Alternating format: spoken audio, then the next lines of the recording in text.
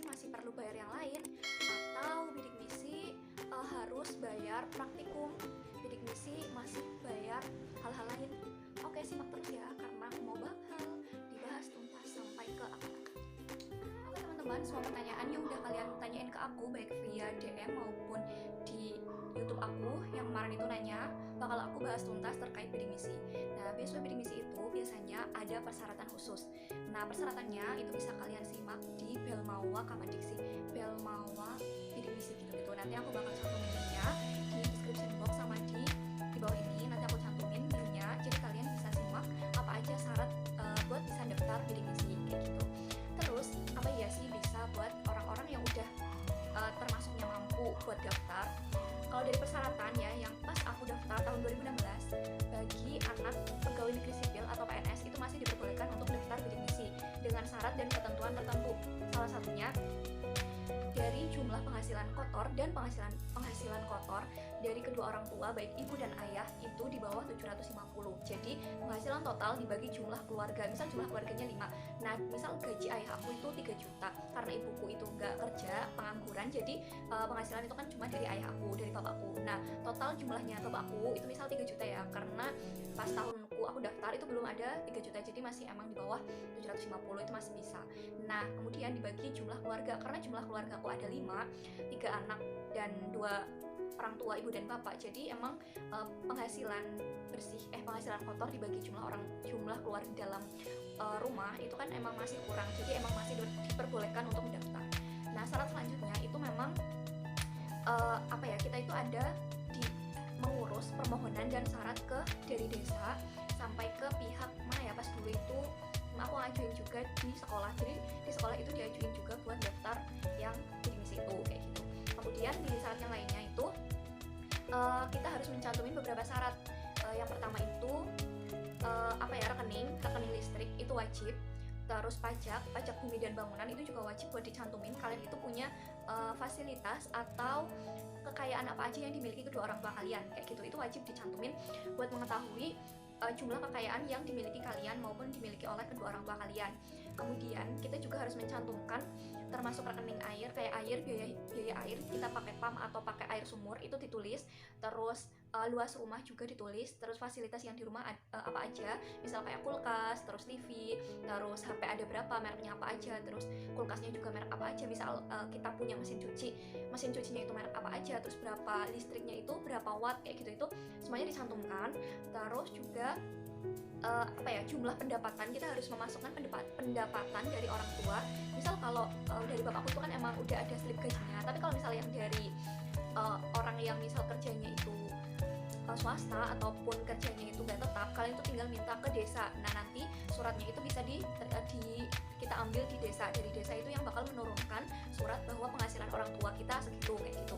Terus kita juga harus mencantumkan sawah yang kita miliki itu ada berapa, misal berapa luasnya, terus ada berapa banyak kayak gitu, itu harus dicantumkan. Terus kepemilikan rumah itu juga harus dicantumkan. Itu tuh termasuknya rumah sendiri, rumah orang tua, rumah beli ataupun warisan kayak gitu tuh harus dicantumkan juga. Yang aku inget sih itu ya. Terus kita nanti juga bakal ngupload foto rumah dari tampak depan, belakang, samping, dan dalamnya. Dalam rumah itu termasuknya dari kamar mandi gitu-gitu, terus ruang tamu, ruang belajar, kamar gitu kan, ruang makan juga, itu nanti bakal diupload sendiri-sendiri. Ada kayak tempatnya sendiri-sendiri gitu yang udah tersedia di Belmawa bidik misi itu. Kalian bakal cek terus di situ dan pantau terus di situ apa aja yang perlu kalian lengkapi syaratnya di situ.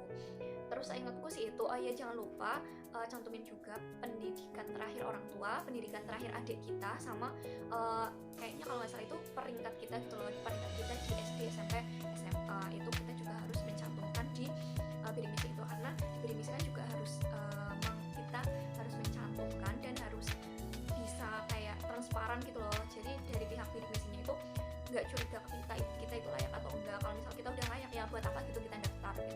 Kecuali kalau misal kita dari orang tua penghasilan orang tua itu emang kurang, terus kita masih harus bayar UKT gitu kan emang keberatan kan, jadi boleh untuk mengajukan gitu.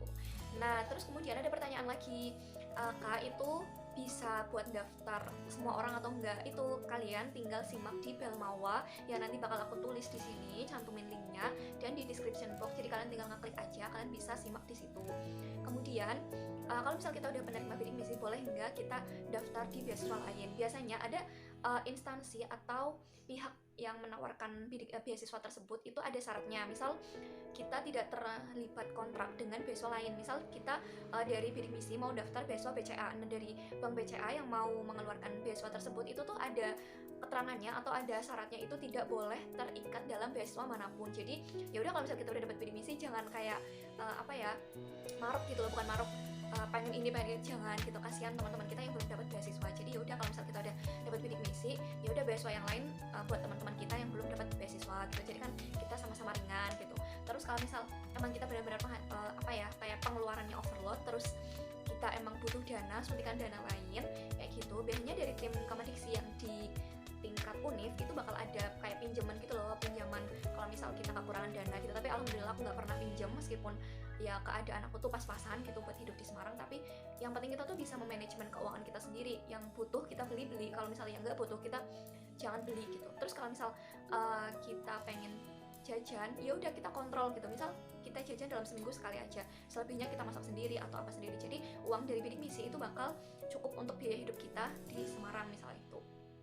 Terus buat teman-teman yang misal pengen banget dapat beasiswa lain selain bidik misi, misal kita udah dapat bidik misi tapi pengen dapat beasiswa yang lain gitu, ada beberapa yang mengajukan bidik misi, yang mengajukan beasiswa lain yang bisa untuk mahasiswa bidik misi. Itu salah satunya apa ya, aku lupa. Nanti kalian tinggal cek aja di univ masing-masing kalian, mesti itu bakal ada. Kalau misal yang udah penerima beasiswa boleh nerima beasiswa lain atau enggak, itu kayaknya itu ada persyaratan tersendiri kayak gitu. Terus apalagi yang bisa khusus untuk beasiswa bidik misi, kalian tinggal simak di setiap persyaratan beasiswa yang bakal kalian ikutin kayak gitu. Ada beasiswa tertentu yang memperbolehkan kita buat daftar gitu, meskipun kita udah masuk di Kemadiksi gitu, misal udah di bidik misi. Kemudian kalau misal kita udah penerima bidik misi Kak gitu, ada syarat tertentu nggak, kayak misal nilai kita harus berapa gitu. Iya, bidik misi itu nggak mungkin sebodoh itu gitu loh. Makanya dari pihak bidik misi juga bakal mempertimbangkan kamu itu pantas untuk mendapatkan beasiswa tersebut atau enggak gitu. Jadi kalau misal kita udah dapat beasiswa, ya dianjurkan kita ibaratnya kayak balas budi ke mereka dengan nilai kita yang maksimal, dengan nilai kita yang optimal, ya semampu kita gitu. Yang penting jangan sampai di bawah 3, jangan sampai di bawah 2,75. Jadi usahakan selalu di atas 2,75 gitu. Jadi biar nggak ada SP atau surat peringatan. Kemudian kalau misal kita udah dapat bidik misi Kak, semuanya itu gratis atau kita masih bayar tertentu kayak gitu. Kalau aku sendiri, khusus aku di keperawatan, sebenarnya nggak khusus sih, di semuanya mungkin hampir ada yang sama, ada yang enggak. Ini suara, maaf ya guys. Jadi kalau misal di bidik misi itu, kita itu, kalau aku ya sendiri itu gratis, basis uang praktek gitu gratis. Jadi aku selama praktek di rumah sakit baik RSND, rumah sakit yang di luar Semarang itu tuh alhamdulillah gratis. Tapi untuk biaya kos, terus biaya makan dia sendiri gitu. Tapi untuk kita prakteknya di rumah sakit itu tuh emang gratis gitu, nggak perlu bayar apa-apa lagi gitu. Terus kemudian untuk pembayaran maupun pembelian buku itu wajib atau enggak, biasanya ada yang mewajibkan kita buat beli buku, ada yang univ yang nggak mewajibkan tapi kita harus bisa paham dan ngerti apa aja yang harus kita pelajari gitu. Terus di punya aku ya, itu nggak harus beli, tapi ya yang penting itu punya gitu. Meskipun nanti kita pinjem atau apa, yang penting kita punya gitu, nggak harus beli. Tapi ya aku anjurin beli aja, karena itu kan kebutuhan pribadi kita kan ya, itu kebutuhan kita buat selama kuliah. Jadi aku anjurin beli. Nah buat belinya itu nggak harus yang mahal-mahal, boleh itu KW gitu, itu boleh. Terus kalian juga boleh fotokopi, yang penting harus minta izin dulu sama yang punya gitu. Untuk beasiswa yang untuk pembiayaan yang lain, kalau misalnya kita udah dapat bidik misi, kita nggak perlu bayar UKT, nggak perlu bayar SPI juga karena kita udah mahasiswa bidik misi gitu. Terus kita juga nggak perlu bayar kayak uang pangkal gitu, itu nggak perlu. Nah terus kita satu semesternya atau satu bulan itu dapat uang berapa Kak dari bidik misi? Nah selama aku di Undip, jadi di awal-awal itu dulu 450 ya, kalau aku lupa 250 apa berapa sih, aku lupa ya, 550 atau 450 ya, aku lupa, 600. Nah terus akhir-akhir ini udah 2 tahun atau 1 tahun belakangan ini itu uang bidik misiku naik jadi 650. Nah 650 kalau nggak salah itu, jadi aku nerimanya dalam 1 semester atau 6 bulan itu 4.200.000, kurang lebihnya segitu. Terus ada yang nanya lagi Kak, dalam uang segitu itu cukup nggak buat 1 semester? Kalau cukup enggaknya yaitu tergantung kepribadian kita masing-masing. Kalau aku sendiri ya kemungkinan nggak cukup ya, karena biaya kos aja udah segitu 750. Nah selebihnya buat hidup dalam waktu 6 bulan itu juga nggak mungkin. Jadi ya menurutku dengan adanya bidik misi itu bisa membantu minimal buat bayar kos, tapi untuk hidupku ke depan kayak makan keseharian itu ya aku masih kadang minta orang tua ataupun aku nyambi kerjaan kayak gitu. Nah kerjaannya apa aja gitu ya, misal kita bisa ikut ngelesin ataupun apa gitu yang misal kalian bakal bisa untuk mengatur waktu kuliah sama mencari uang kayak gitu. Nah mungkin itu aja yang bisa aku sharing ke kalian. Kalau misal ada yang kurang, kalian tinggal tanya aja di kolom komentar, nanti aku bakal sharing ke kalian beasiswa bidik misi itu apa aja. Kalian tinggal komen aja, nanti aku ceritain semuanya yang belum aku ceritain di video kali ini.